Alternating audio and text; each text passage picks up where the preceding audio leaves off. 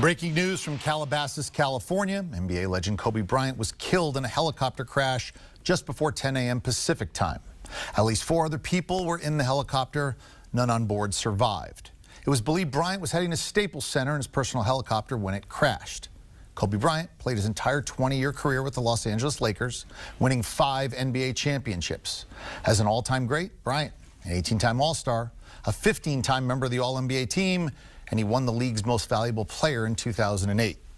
Kobe Bryant, also a 2-time Olympic gold medalist as part of USA men's basketball in 2008 and 2012. Kobe also earned an Oscar for Best Animated Short. Kobe Bryant was 41 years old.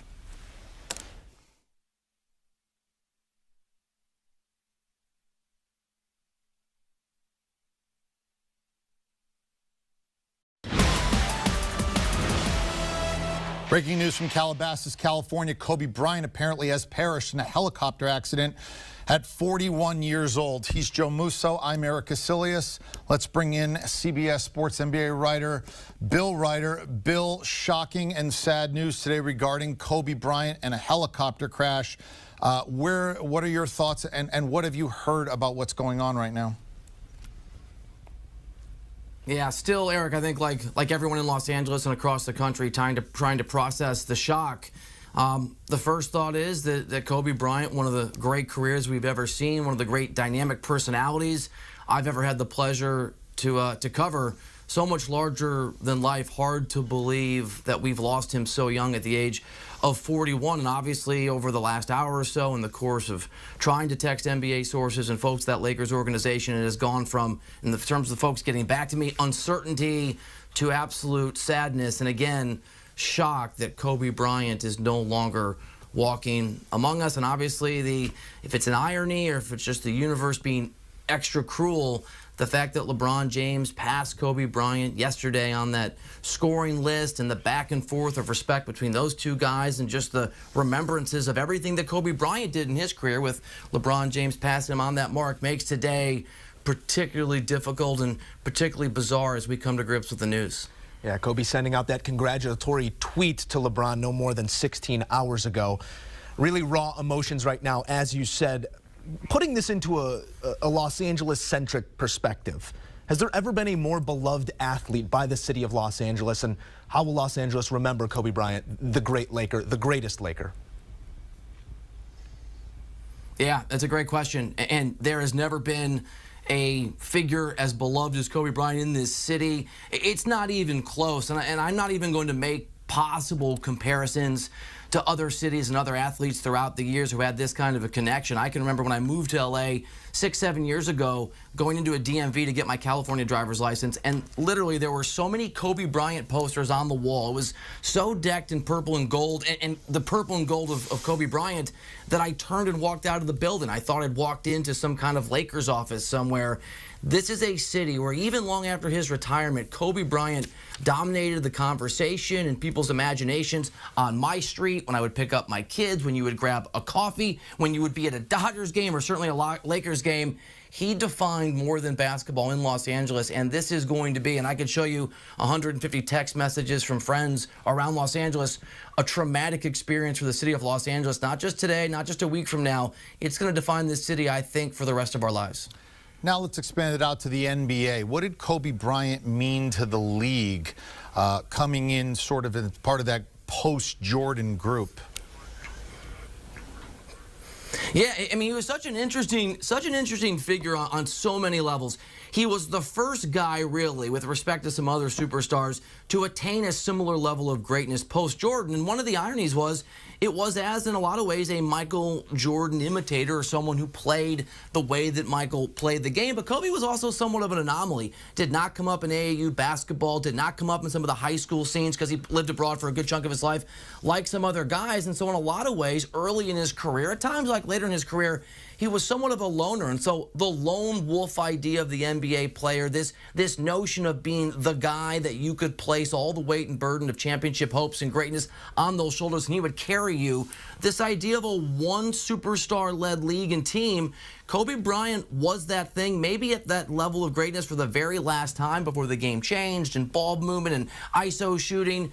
Kobe Bryant defined an entire era and was the bridge between Michael Jordan and what he represented for the game and where we're at today with three-point shooting and ball movement in a different style of play. We are sure to see an outpouring of love and respect towards Kobe Bryant out of the association. But as we look at the slate tonight, 6 evening games, have you received any indication that tonight's games will or won't go on as planned?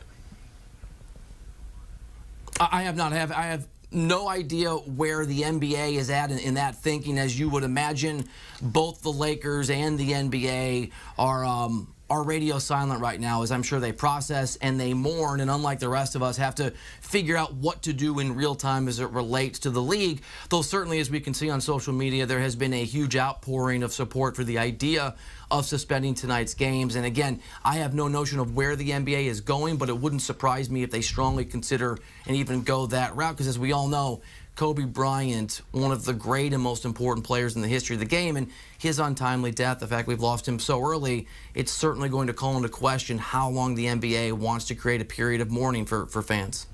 This is a player who was exceptionally gifted and really excelled in the NBA.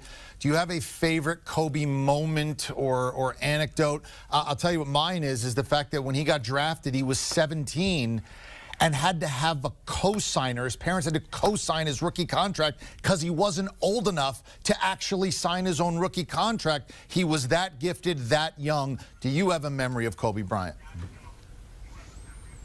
I do, and Eric, we can bookend, his career with two memories. I had, and this hit me sort of full force, the magic and the blessing of being able to be at this experience today with the news. I was at Kobe Bryant's final game at Staples Center when he cracked that 60-point barrier in that last game with a lot of shots. And as mesmerizing as that was, as magical as it was to see Kobe go out in that fashion, what struck me was walking into that large room where the media usually gathers for NBA Finals, but they'd broken it out because it was Kobe's final game.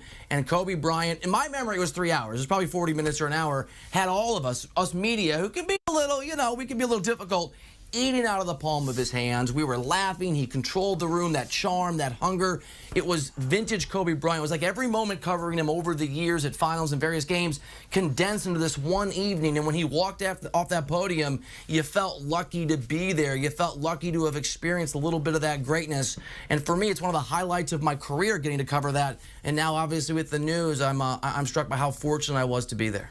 Countless indelible images out of the career of Kobe Bryant, but as of late, we've started to see images of Kobe Bryant, the father, coming out on social media, and the moments he shared with his daughters, showing them the game courtside and some of those things that we've seen over the past couple months. Give us an idea of who Kobe Bryant, the father, was. Yeah, I mean, he was, like all the most interesting people in the world, a very nuanced and complicated individual. And as much as he would eat your heart out on the basketball floor and go after you, he was incredibly tender as a father. In fact, there was a moment a few weeks ago, I was at a Lakers game, and Kobe Bryant walked up behind Dwight Howard when Dwight was warming up and slapped him as hard as he could on the back of the head. And Dwight Howard flipped around in anger, saw Kobe and laughed, and it was the edge of Kobe. And then Kobe took the hand of the person next to him. It was his oldest daughter, and walked her to the very center of that court to take their seats, and a standing ovation rained down for Kobe. He stood up and he waved, and I was close enough. You could see it on the big screen too. You could see the pride that his daughter had, and he went down and gave her a hug afterwards. And it was just this interesting reminder that Kobe Bryant, kiddingly, right, jokingly slapping Dwight Howard, but little mental edge, and in the next moment sharing this powerful experience with his daughter. And we've seen the reports and we know the reality of Kobe the coach with his daughter and Kobe the father. It was a huge part of his life in a lot of ways. I think it allowed those of us that just saw him through the prism of a player to remember there were a lot of dimensions to Kobe Bryant that did not involve him trying to destroy the competition in front of him. He was by all accounts, and I won't pretend to have known Kobe Bryant at that level, but talking to people who did know him here in LA in that Lakers organization, as good and loving a father as he was a competitor on the floor. We've had our chance to ask questions in this difficult time. The last word will be yours based upon this tragic news and Kobe Bryant as one of the, sort of respected members of the NBA community regarding Kobe Bryant. Go ahead.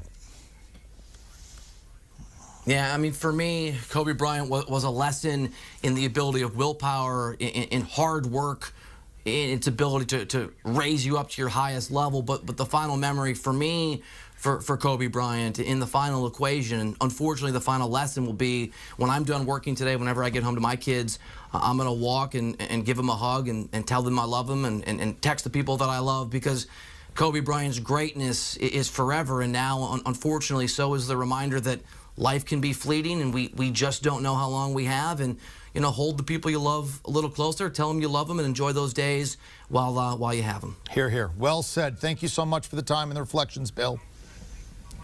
That's Bill Ryder, CBS Sports NBA writer. And with the breaking news from Calabasas, California, NBA legend Kobe Bryant was killed in a helicopter crash just before 10 a.m. Pacific time. At least 4 other people were in the helicopter. None on board survived. It was believed Bryant was going to Staples Center, that this was his personal helicopter, and that it has crashed. He played in his entire 20-year career with the Los Angeles Lakers. He won 5 championships. He was an 18-time All-Star, 15-time member of the All-NBA team, and he won the MVP in 2008. Kobe Bryant was 41.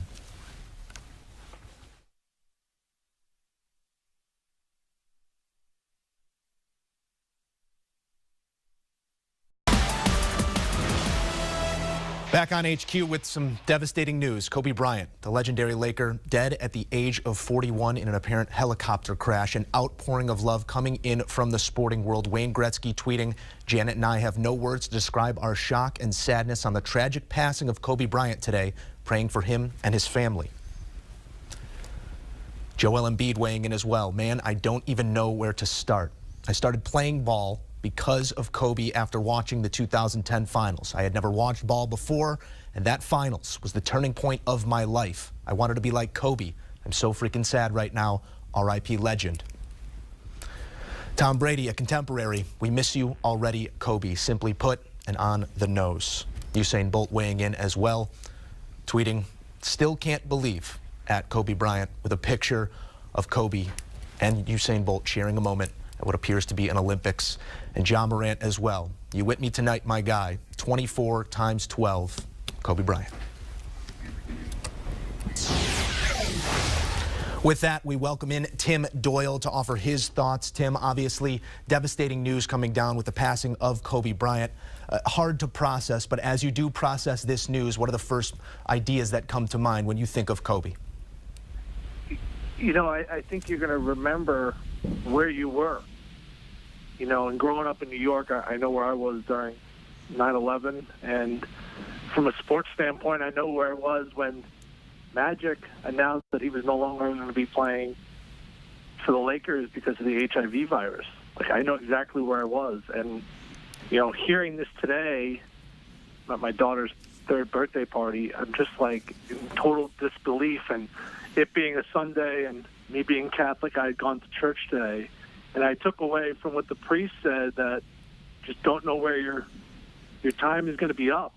And, I glanced at my family and walked out of church and didn't think anything of it. And then literally an hour or 2 later, you have a moment like this. And it's just really puts in perspective what's important. And, I grew up on the East Coast, but was familiar with Kobe from the 2001 ABCD camp where he came and spoke when I was with LeBron and Lenny Cook. And obviously he was one of the great players in the history of basketball. But now as a dad and a father of 2, just feel absolutely awful for his family, his extended family, and just what a horrible, horrible day. Obviously, there's the public Kobe Bryant and the private Kobe Bryant. Most of us know him through the public persona of his profession as an NBA player and the fact that he becomes somebody that you and fans idolized in the NBA. What did Kobe Bryant mean to the NBA if we talk about public Kobe Bryant? I think he's the last of the Mohicans, Eric. Meaning, he didn't get along with everybody. He was okay with not being loved. You know, he was right before the Twitter, Instagram era, which he has now embraced. And, you know, I saw his tweet to LeBron after LeBron passed him up, and there's 13 million followers. But he was a little bit before that era, and he was okay that when he was in between the lines, if the other 5 guys or 13 guys in that roster hated him, he liked that. And I remember growing up and being like, he kind of rubs me the wrong way. He's kind of arrogant. But no matter what you thought of him, you always respected him as an athlete. And I remember writing papers on what he went through in 2003 when I was at Northwestern about his experiences in Colorado, and that was a tumultuous time in his career and what people perceived him as off the floor. But he was always one of those guys that was so self-confident that it rubbed off as arrogance, but there was a respect level he had for him because he wanted to win no matter what. And I just feel like that's the last of the Mohicans. When I look at Steph Curry, or Kevin Durant, or Harden, I don't see that instinct that Kobe's going to be known for forever, that he wanted to win so badly that he chased Shaq out of town. After winning 3 championships, they couldn't coexist together. And I think what cements him as one of the all-time greats in the NBA is when he won 2 more championships without Shaq to kind of prove, you know, that he could do it without, you know, one of the greats of all time as well. So that's what I'm going to remember. And maybe that's a little crass to talk like that, but a lot of people did not like him when he played, and he was okay with that because he was such a fierce competitor. All that mattered to him was going out there and being the best and winning. Few have taken the court with the same sort of passion and competitiveness that Kobe Bryant did. You mentioned your experiences coming up at that ABCD camp. As a player growing up, watching Kobe Bryant and the competitiveness and the confidence that he took the court with, what did he mean to you as a young man trying to calculate his game? I had a very awkward moment with Kobe, and it was at the 2001 ABCD camp. And at that camp, Lenny Cook, who you may have never heard of, was the guy. And there was this other guy, LeBron James, who was below the radar. Anyway, LeBron has this great camp, and he really got his name because he outplayed Lenny Cook. But I was sitting right behind it, Lenny Cook, and he turned to Kobe Bryant and he said, "I could beat you one-on-one." And the look that came over Kobe's face was one of those that you were like, and he just told me, he goes, "No, you can't. And if you want to go out there right now, we can go play right now." And I was like, whoa, this just escalated. And that's just how competitive he was. That was my only small interaction. I never got to the big stage, the grand stage of the NBA, but I kind of ran in those circles. And even in that moment, Joe, you were like, oh, this all of a sudden got real serious. He was just such a fierce competitor, and I think that's missing from the game. And his dad was an NBA player, and he did have that throwback mentality that I don't think we're going to see anymore in sports. And it's really because the money has gotten so out of hand, and building your brand has gotten so out of hand, and making fake Twitter accounts to respond to trolls has gotten so out of hand. So that's why I think he's one of the last guys that laid it all on the line. And he would have played for free because that's how much he had a love for basketball and obviously a love for his family. And this is just a day as a sports fan you'll never forget where you were. What is the basketball image or moment that comes to mind first when you think of Kobe Bryant, Tim? That's a great question because for me, I think the climax basketball-wise was the alley-oop to Shaq. And that was a game they were losing to the Trailblazers, and it was like, oh, here we go again. Like, Lakers aren't going to get over the hump. Like, these two great talents can't play well together. Harris around a comeback, the alley-oop, Kobe to Shaq. Shaq runs on the floor, and then they were able to figure it out. And you know, it was awesome. I mean, they ran the NBA. I mean, it was literally a joke. They won 3 straight championships, and then, you know, they start butting heads off the floor. But if I had to think of one single play, I'm not going to think of the 81. I'm not going to think of the Carnival game where they let him shoot his last game of his career. For me, it was about winning and the competitor that he was. It was just, it's one of those things where it's impossible to process. But his fire is something I don't think we'll see the rest of our sports lifetimes, just because the world of sports has changed so much. That fire truly reigniting a franchise, bringing them back to prominence, offering nothing but championships and indelible moments. And as EK so eloquently put it, he was the bridge from Jordan to LeBron in many people's eyes, and he just so beloved by the city of L.A., TD. Is there a more beloved athlete by a given city? I know I'm putting you on the spot here, but the way L.A. loved Kobe, truly hard to put into words. Well, because he was a Laker for life. You know, I think the conversation, and, you know, it's an unfair debate to get into, right, would be between him and Magic. And that was kind of the moment that I had today. And even though I was a very young child, then I know exactly where I was, sitting in my grandparents' apartment in Astoria, Queens. When Magic's no longer going to play in the NBA, it was like, huh? What? And at that time, we didn't understand, right, HIV, what the AIDS virus was. And he takes the podium. And that just sent shockwaves through the world. As this happened today, that was the exact moment that I have. So it's horribly ironic. That's what you think of. At least that was the first thought I thought of. And then you have two guys that wore the Lakers uniform. So many of the Lakers were transplants. Wilt didn't start there. Kareem didn't start there. Shaq didn't start there. Kobe was start to finish. Magic start to finish.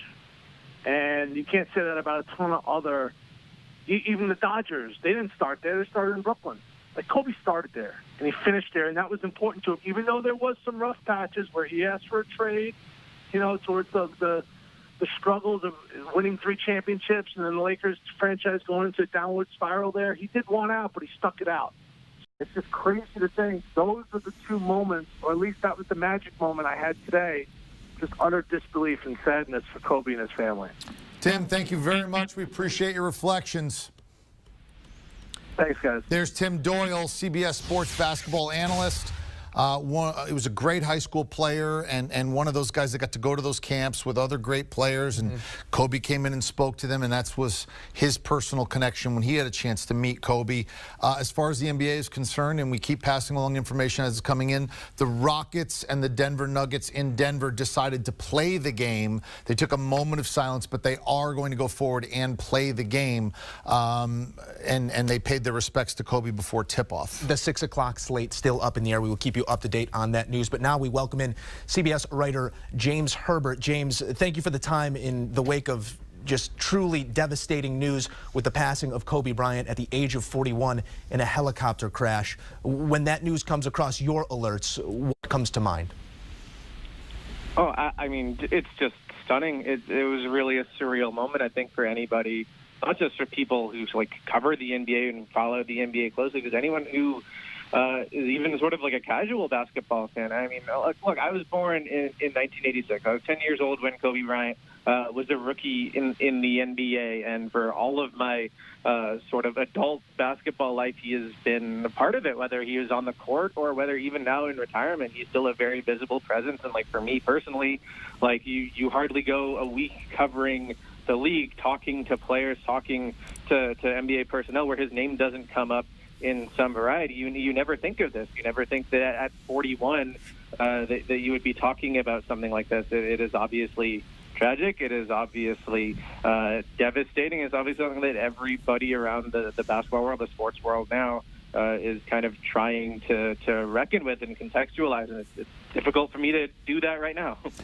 To follow up on something you said in terms of it's hard to have an NBA conversation for a long time before his name will inevitably come up. What do the current NBA guys, and the current athlete gets a lot of flack for not knowing the history of their own sport, but it seems like they all know Kobe. When they talk of Kobe now, when you're covering the league, what had been said about Kobe this year, last year, the year before, after he retired?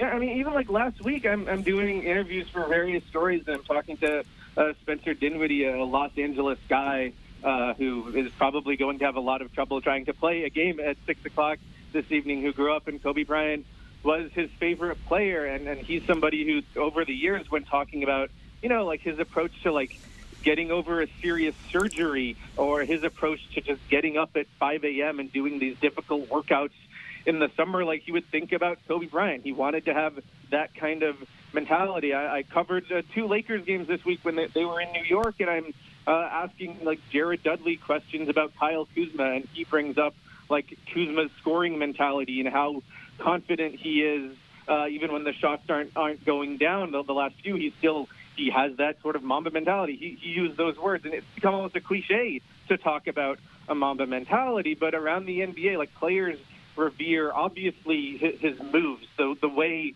that he worked on his craft and was able to improve his game throughout his career, and always have answers and find ways to make up later in his career when his athleticism started to dwindle. He changed his game. Like, players looked up to that part. I think a lot of these guys, especially guys from the California area, grew up imitating Kobe Bryant in the playground and wanting to be like him. But I think beyond that, the players, the modern day players, grown up watching interviews with Kobe Bryant, reading articles about Kobe Bryant, maybe reading books about Kobe Bryant and his mentality, his competitiveness, his approach to the sport, and the way that they talk about him. I don't think like the word idol is a stretch for even young guys who haven't had the opportunity to like directly learn from him or play with him. Like, that's one thing. There are a lot of former teammates who speak about him reverently, but I think it goes far beyond that. Like, people look to him in terms of the way that he played, but also just that kind of competitive spirit, that competitive fire, that intensity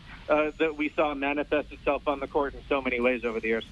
James, thank you so much for the reflections. We appreciate the time and the thoughts. Absolutely. Thanks for having me. Okay, you know Kobe Bryant was a great NBA player, and you see where he ranks among Lakers. There are just some interesting things with Kobe. We mentioned drafted at 17, was not old enough to sign his rookie contract on his own, had to have a co-signer. His parents had to co-sign his rookie contract because he wasn't 18 yet. He was the first guard ever drafted out of high school. All the other guys right from high school to pros, it had been thought that only kind of big men could do that, centers, that guards weren't really ever going to be ready. And he clearly proved that wrong in an NBA career that spanned 20 seasons, all with the Lakers. Kobe Bryant, an all-time great. Unfortunately, though, sad news today, Kobe Bryant dies at 41.